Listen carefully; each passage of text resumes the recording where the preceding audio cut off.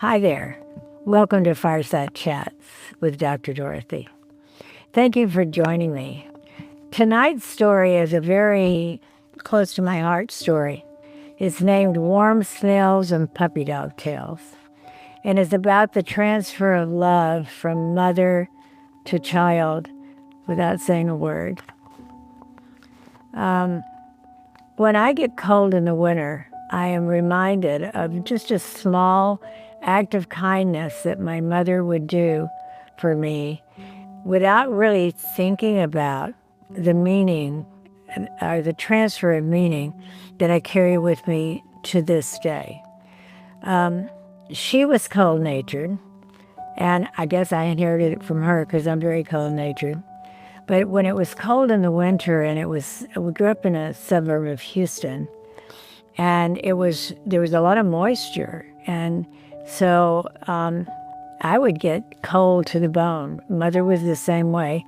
Her favorite thing to do was to go in the bathroom, and back in the day, we had one bathroom to 4 people: my mother and daddy, my brother, and me, and we all shared that bathroom.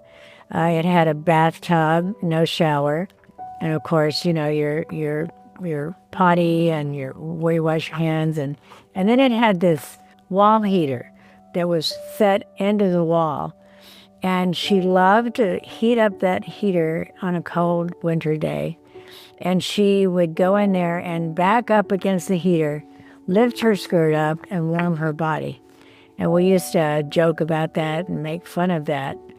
But another thing that she would do that I really drew strength from as an adult, as a military wife, when we would be in a new setting and I knew no one, had no one to call upon, I would remember how in the winter, before I would go to school, she would go in there and light that heater, and she would hold my clothes up in front of it before she would put them on my body.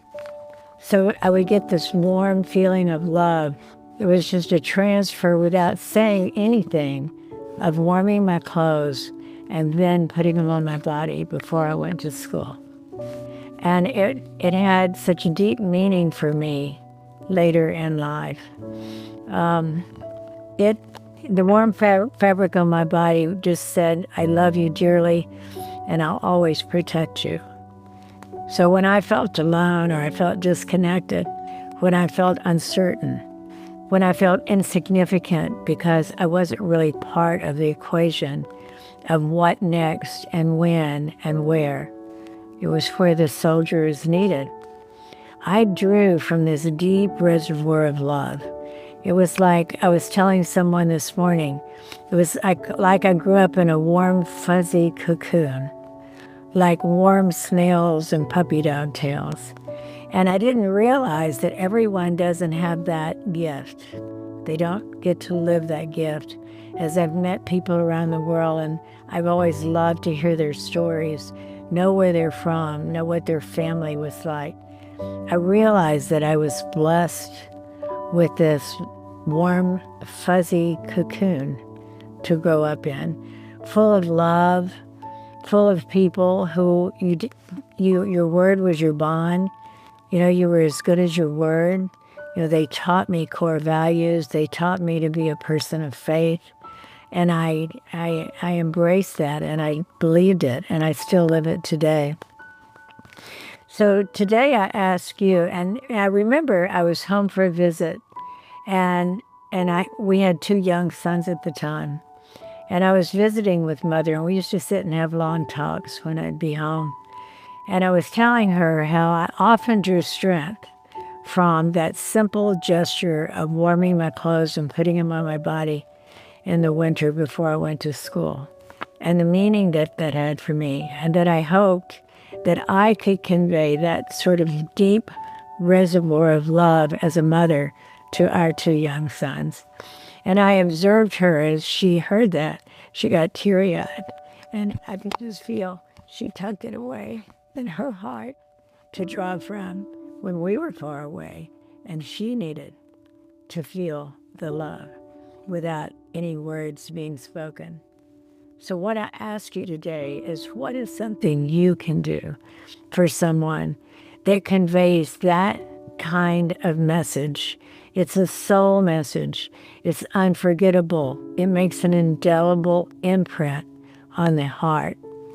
It's a beautiful thing to do, just a simple act of kindness from mother to child, from sibling to sibling, from parent to grandparent, child to grandparent. What can you do that will make that sort of impression of warm snails and puppy dog tails, of warm fuzzy cocoons that make you feel so deeply loved, so very special, without saying a word? Think about that. There is one of my favorite sayings is, there is nothing as powerful as a mother's love, and there is nothing as healing as a child's soul. I'll see you next week.